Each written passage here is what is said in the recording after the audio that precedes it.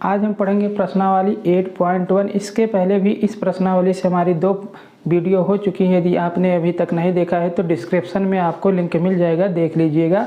आज हम देखेंगे इस प्रश्नावली का प्रश्न नंबर 5, अर्थात क्या कह रहा है, 5वां प्रश्न देखेंगे। यदि सेक थीटा बराबर 13/12 हो तो अन्य शेष त्रिकोणमितीय अनुपातों के मान ज्ञात कीजिए।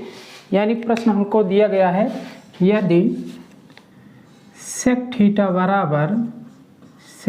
बराबर 13/12 हो तो हमको अन्य शेष त्रिकोणमितीय अनुपात का मान ज्ञात करता है, अर्थात जो बचे हुए त्रिकोणमितीय अनुपात हैं उनका मान ज्ञात करना है। तो इसके पहले वाले वीडियो में हमने बता दिया है आपको कि जो त्रिकोणमितीय अनुपातों की जो टोटल संख्या होती है वो कितनी होती है, हमारी 6 होती है। कितनी? 6 होती है। तो 6 में से एक त्रिकोणमितीय अनुपात आपको दे दिया गया, यानी सेक थीटा। तो इसके अलावा कितने आपको बचे, तो 5 त्रिकोणमितीय अनुपात बचे। उन 5 का मान क्या करना है, आपको ज्ञात करना है। तो कैसे लगाएंगे, यानी सेक थीटा बराबर सेक किसका उल्टा होता है, तो कास का। कास होता है लाल बटा कक्का से। देखिए, लाल बटा कक्का से आधार बटा कर्ण, यानी कास जो होता है आधार बटा कर्ण होता है। कास का उल्टा क्या होता है, सेक, यानी कर्ण बटा आधार हो जाएगा। तो हम लिखेंगे सेक थीटा बराबर 13/12 हो जाएगा। अब इसको भुजा का जो अनुपात होगा, यानी कर्ण बटा आधार, कर्ण बटा आधार। तो हमको कर्ण बटा आधार यानी 2 भुजाएं मिल गई समकोण त्रिभुज की। तो तीसरी भुजा हम कैसे ज्ञात कर, सबसे पहले हम एक छोटा सा समकोण त्रिभुज बना रहे हैं। उस समकोण त्रिभुज का नाम दे रहे हैं ABC। ये बनेगा हमारा समकोण, अर्थात 90 अंश। और समकोण के सामने वाली जो भुजा होती है उसका नाम क्या होता है, कर्ण। और जो हम थीटा कोण ले लेंगे, मान लीजिए हम थीटा कोण हमने कितना मान लिया, A को, तो थीटा कोण के सामने वाली जो भुजा होती है हमारी वो क्या होती है, लंब। और जो शेष भुजा बच जाती है उसका क्या नाम होता है, आधार। यानी समकोण त्रिभुज में हमारी कितने भुजाएं होती हैं, तो 3 भुजाएं होती हैं, 3 कोण होता है। ठीक, एक कोण हमारा 90 अंश का होता है। शेष जो अन्य बचे 2 कोण हैं वो क्या होते हैं, न्यून कोण होते हैं। तो यहाँ से देखिए सेक थीटा बराबर हमारी यानी कर्ण वाली भुजा का मान कितना है, यानी कर्ण वाली भुजा की लंबाई 13 है। तो हम यहाँ लिख देंगे 13 हो जाएगी हमारी कर्ण वाली भुजा की लंबाई। आधार वाली भुजा की लंबाई हमारी कितनी है, 12। तो यहाँ पर लिख देंगे 12। अब हमको किस वाली भुजा की लंबाई ज्ञात करना है, BC, अर्थात लंब की लंबाई ज्ञात करनी है। तो हम क्या लगाएंगे, पाइथागोरस प्रमेय। यानी जब समकोण त्रिभुज की 2 भुजाएं हमको ज्ञात हो तो तीसरी भुजा को हम किसकी सहायता से ज्ञात कर सकते हैं, तो पाइथागोरस प्रमेय की सहायता से। तो आइए अब लगाइए पाइथागोरस प्रमेय। पाइथागोरस प्रमेय, पाइथागोरस प्रमेय हमारी क्या होती है, से। तो पाइथागोरस प्रमेय हमारी होते है कर्ण का स्क्वायर बराबर लंब का स्क्वायर प्लस आधार का स्क्वायर। यही हमारी क्या है, पाइथागोरस प्रमेय। इसमें यदि आपको समकोण त्रिभुज की 2 भुजाएं के बारे में पता हो तो तीसरी भुजा को हम इस प्रमेय की सहायता से आसानी से ज्ञात कर सकते हैं। तो पाइथागोरस प्रमेय का हमारा जो फार्मूला होता है, कर्ण का स्क्वायर बराबर लंब का स्क्वायर प्लस आधार का स्क्वायर होता है। कर्ण वाली भुजा जो होती है पाइथागोरस प्रमेय अर्थात समकोण त्रिभुज में, वो सबसे बड़ी भुजा होती है। तो इसमें हमको कर्ण का मान दिया गया, यानी कर्ण वाली भुजा की लंबाई 13 है। तो 13 रखिए, इसका स्क्वायर कीजिए, बराबर के सामने बराबर लगाइए। लंब वाली भुजा की हमको लंबाई ज्ञात करना है, तो ऐसे लिख लीजिए लंब स्क्वायर प्लस आधार वाली भुजा का मान दिया गया हमको समकोण त्रिभुज में, देखिए तो 12। तो रख देंगे 12 के स्क्वायर।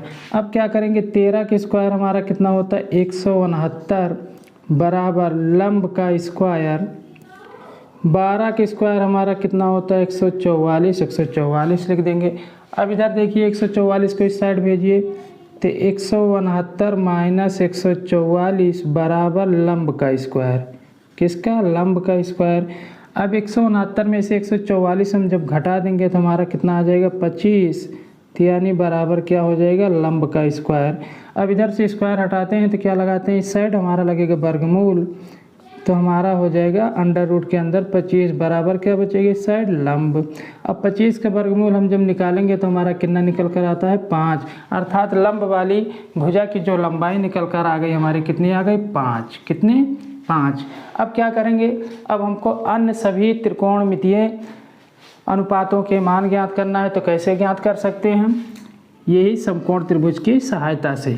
तो हमको सेक का दिया गया है, तो सेक का उल्टा क्या होता है, कास। तो सबसे पहले हम कास का निकालें, यानी कास थीटा बराबर हमारा होता है आधार बटा कर्ण। आधार बटा कर्ण, तो आधार वाली भुजा की लंबाई हमारी है कितना, 12, कर्ण वाली भुजा की लंबाई हमारी 13। तो पहला आंसर हमको मिल गया, यानी कास थीटा बराबर 12/13। इसके बाद हम निकालेंगे साइन थीटा बराबर, साइन थीटा बराबर भुजा का अनुपात होता है यहाँ से लंब बटा कर्ण, यानी यल बटा के लिखेंगे। तो यल का मान यानी लंब वाली भुजा की लंबाई 5 है, कर्ण वाली भुजा की लंबाई 13 है। तो यानी साइन थीटा बराबर हमारा आंसर आ जाएगा 5/13। इसी प्रकार से हम निकालेंगे टैन थीटा बराबर, टैन थीटा बराबर हमारा क्या होता है, लंब बटा आधार। तो लिखेंगे यल बटा ए। लंब वाली भुजा की लंबाई 5 है, आधार वाली भुजा की लंबाई 12 है, तो 5/12 इसका हो जाएगा। अब देखिए टैन का उल्टा हमारा काट होता है, तो लिख दीजिए काट थीटा बराबर, इसी मान को उल्ट दीजिए यानी 12/5 कर दीजिए। तो काट थीटा का मान हमारा 12/5 हो जाएगा। इसी प्रकार से साइन का उल्टा क्या होता है, कोसेक। तो कोसेक लिखिए कोसेक थीटा बराबर, तो कोसेक थीटा बराबर यानी साइन के मान को उल्ट दीजिए, यानी 5/13 है तो इसको लिख दीजिए 13/5। तो अर्थात ये जो शेष हमारे number 1, number 2, number 3, number 4, number 5, ये शेष हमारे जो बचे हुए त्रिकोणमितीय अनुपात थे, इनको हमने पाया। ये सेक थीटा बराबर जो दिया गया था 13/12, उसकी सहायता से हमने एक समकोण त्रिभुज बनाया। और समकोण त्रिभुज में हमको दो भुजाएं ज्ञात होने पर हम क्या लगाते हैं, तीसरी भुजा को ज्ञात करने के लिए पाइथागोरस प्रमेय। पाइथागोरस प्रमेय लगाए तो हमको समकोण त्रिभुज की तीनों भुजाओं को आसानी से क्या हो गया, समकोण त्रिभुज की तीनों भुजाएं हमको क्या हो गई, ज्ञात हो गई। और जब समकोण त्रिभुज की तीनों भुजाएं ज्ञात हो जाएंगी तो 6 के 6 जितने भी त्रिकोणमितीय अनुपात होते हैं उनको हम समकोण त्रिभुज की सहायता से आसानी से ज्ञात कर सकते हैं। तो यही हमारा क्या हो जाएगा, आंसर। आइए अब देखते हैं हमारा अगला प्रश्न, अर्थात 6वां प्रश्न क्या कह रहा है। यदि कोण ए और कोण बी न्यून कोण हैं जहां कास ए बराबर कास बी, तो दिखाइए कि कोण ए बराबर कोण बी। अर्थात कह रहा है कि कोण ए जो है, अगला प्रश्न हमारा 6वां प्रश्न है कि कास, कह रहा हमारा पहले कि कोण ए जो है और कोण बी जो है ये क्या ऐसे न्यून कोण है। यानी न्यून कोण कहने का मतलब ये दोनों कोण हमारे क्या है, 90 अंश से कम होंगे। कैसे होंगे, 90 अंश से कम। यानी न्यून कोण जो होते हैं वो 90 अंश से कम होते हैं।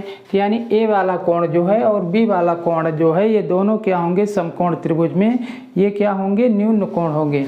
अब इसके बाद कह रहा है कि आपको दिया गया है कंडीशन जहाँ कास ए बराबर कास बी, कास ए बराबर कास बी, तो आपको दिखाना है अर्थात सिद्ध करना है कि कोण ए बराबर कोण बी होगा क्या, ये आपको दिखाना है इस प्रश्न में। यानी प्रश्न हमारा है कि यदि कोण ए और कोण बी क्या है, न्यून कोण है जहाँ कास ए बराबर कास बी, तो दिखाइए कि कोण ए बराबर कोण बी होगा। तो क्या करना है, अर्थात आपको प्रूव करना है। तो आइए सबसे पहले हम बनाते हैं एक समकोण त्रिभुज। तो समकोण त्रिभुज हमारा एक छोटा सा बना लीजिए। अब यहाँ पर हमको कह रहा है कि कोण ए और कोण बी जो होंगे हमारे न्यून कोण होंगे, अर्थात कोण सी जो मानेंगे उसको 90 अंश बनाएंगे। अब यहाँ पर दे दीजिए बी और इसको दे दीजिए ए, यानी चाहे इसको ए दे दीजिए चाहे इसको ए दे दीजिए और एक को भी दे दीजिए। यानी सी कोण जो होगा वो हमारा क्या होगा, 90 अंश होगा। क्योंकि प्रश्न में साफ साफ कह दिया गया है कि ए कोण और बी कोण जो हैं वो न्यून कोण है। न्यून कोण होने का मतलब ये 90 अंश से कम होंगे। तो यानी सी कोण जो होगा वो हमारा क्या होगा, 90 अंश। तो 90 अंश के सामने वाली जो भुजा होती है हमारी क्या कहलाती है, कर्ण। तो हम लिखेंगे कर्ण। मान लीजिए कोण बी की बात होगी तो कोण बी के सामने वाली भुजा हमारी क्या होगी, लंब। यदि कोण ए की बात होगी तो इसके सामने वाली भुजा हमारी क्या होगी, लंब। तो जो जिस कोण के बारे में बात होगी उसके सामने वाली भुजा हमारी क्या होती है, लंब होती है। और कर्ण हमारा किसी भी समकोण त्रिभुज में फिक्स होता है और कोण के हिसाब से लंब और आधार बदलते रहते हैं। अर्थात जिस कोण की बारे में बात होगी, यानी कोण ए के बारे में बात होगी तो कोण ए के सामने वाली भुजा ये हमारी लंब होंगी। कोण बी की बात होगी तो कोण बी के सामने वाली भुजा हमारी क्या होगी, लंब होगी, अर्थात AC लंब होगा। तो आइए अब इसको देखते हैं। कह रहा कि कास ए बराबर कास बी, कास ए बराबर कास बी, यानी हमको लिखना है कास ए बराबर कास बी, कास ए बराबर कास बी, यानी कास ए का मतलब कोण ए के बारे में बात होगी। तो देखिए लाल बटा कक्का लगाइए, लाल बटा कक्का, लाल बटा कक्का, यानी आधार बटा जो कर्ण होता है यही हमारा क्या होता है, कास का अनुपात, यानी आधार बटा कर्ण। तो आधार बटा आधार वाली भुजा जब कोण ए लेंगे तो इसके सामने वाली भुजा ये हमारी लंब होगी, तो ये लंब हो जाएगी, ये कर्ण हो जाएगी, ये वाली भुजा हमारी क्या हो जाएगी, आधार, ये वाली भुजा हमारी होगी आधार। अब देखिए कास ए बराबर हमारा क्या आ जाएगा, आधार, आधार बटा कर्ण, तो आधार वाले भुजा की लंबाई हमारी क्या हो जाएगी, AC, तो लिखेंगे AC अपान कर्ण, कर्ण वाले भुजा की लंबाई क्या होगी, AB, क्या होगी, AB, तो लिख दीजिए AB, बराबर है, बराबर लगाइए, कास बी, अर्थात अब कोण बी की बात होगी तो ये वाली भुजा हमारी क्या होगी, कोण बी के सामने वाली भुजा ये होगी हमारी लंब, और ये वाली भुजा जो हमारी होगी इसका क्या नाम होगा, आधार, इस वाली भुजा का क्या नाम होगा, आधार, यानी कोण बी के सामने वाली भुजा क्या हो जाएगी, लंब, और शेष बची भुजा हमारी क्या होगी, आधार। तो कास ए बराबर आधार बटा कर्ण, तो आधार, आधार का मतलब BC, लिख लीजिए BC बटा कर्ण, कर्ण वाली भुजा की लंबाई क्या है हमारी, कर्ण वाली भुजा का नाम है AB। अब देखिए दोनों का हर समान है, बराबर है, तो AB से AB क्या हो जाएगा, कैंसिल। अब इसको लिखेंगे AC बराबर क्या, BC। अब देखिए दोनों साइड हमारा B है तो B C है, तो C से C कैंसिल हो जाएगा, तो हमारा क्या बचेगा, यानी A बराबर B, अर्थात हम ये A जो है कोण A है, अर्थात लिख सकते हैं इसको कि कोण A बराबर हमारा क्या है, कोण B, क्या है, कोण A बराबर कोण B, ये हमको सिद्ध करना था, तो क्या हो गया हमारा, सिद्ध हो गया। तो ये आएगा आपसे पूछा गया यदि प्रश्न यूपी बोर्ड 2024 की परीक्षा में, तो ये 4 अंक देकर जाएगा। फिर से आइए समझ, कह रहा है A और B जो हैं किसी समकोण त्रिभुज क्या है, वो कोण है, जहाँ कास ए बराबर कास बी आपको दिया गया है, तो पूछ रहा है कि कोण A क्या कोण B के बराबर है। तो क्या करेंगे, सबसे पहले हम बनाएंगे एक समकोण त्रिभुज और उस समकोण त्रिभुज का नामकरण करेंगे ABC, लेकिन कंडीशन के हिसाब से आपको कोण C को मानना होगा क्या, 90 अंश। तो 90 अंश के सामने वाली भुजा जो होती है हमारी कर्ण कहलाती है, और कोण A और कोण B क्या है, न्यून कोण है, तो इसको हम 90 अंश नहीं बनाएंगे चित्र के अनुसार से। जब कोण A की बात होगी तो कोण A के सामने वाली भुजा हमारी क्या होगी, लंब, जब कोण B की बात होगी तो कोण B के सामने वाली भुजा हमारी क्या होगी, लंब। तो लाल बटा कक्का से आधार बटा क्या होता है, कर्ण, यानी कास का जो अनुपात होता है, यानी कास थीटा बराबर हम लिखते हैं क्या, आधार बटा कर्ण, यानी आधार बटा कर्ण का जो अनुपात होता है वही हमारा क्या कहलाता है, कास थीटा कहलाता है। तो यानी कोण A की बात होगी तो कोण A के लिए आधार क्या होगा हमारा, कोण A के लिए, यानी ये हो जाएगा, तो आधार ये हो जाएगी हमारी भुजा AC, तो लिखेंगे AC, और कर्ण वाली भुजा हमारी क्या होगी, AB, तो ये लिख देंगे AC बटा AB, बराबर लगा है, बराबर लगाइए। कास B के लिए, यानी आधार वाली भुजा जो हो जाएगी हमारी क्या हो जाएगी, BC, और कर्ण वाली भुजा हमारी फिक्स रहती है अर्थात AB, तो AB से AB कट जाएगा हमारा, तो क्या बचेगा, AC बराबर BC, तो C से C कैंसिल हो जाएगा, तो क्या बचेगा, A बराबर B, अर्थात कोण A बराबर कोण B, ये हमको क्या करना था, सिद्ध करना था, तो ये हमारा क्या हो जाएगा, आंसर। और इस टाइप के प्रश्नों को क्या करना है, आपको ध्यान से पढ़ना है, पढ़ने के बाद देखिए प्रश्न में क्या दिया गया है, और प्रश्न में जो दिया गया है उसी के हिसाब से यदि आप काम करेंगे तो आंसर को आसानी से पा जाएंगे। तो आज की क्लास में इतना ही, इसके बाद हम मिलेंगे नेक्स्ट वीडियो में, और उसके बाद बचे हुए शेष प्रश्नों को उस वाली क्लास में हम क्या करेंगे, सॉल्व करेंगे। यदि आपको वीडियो अच्छी लगी हो तो वीडियो को लाइक कीजिए, और अभी तक आपने चैनल को सब्सक्राइब नहीं किया है तो प्लीज़ चैनल को सब्सक्राइब कर लीजिए।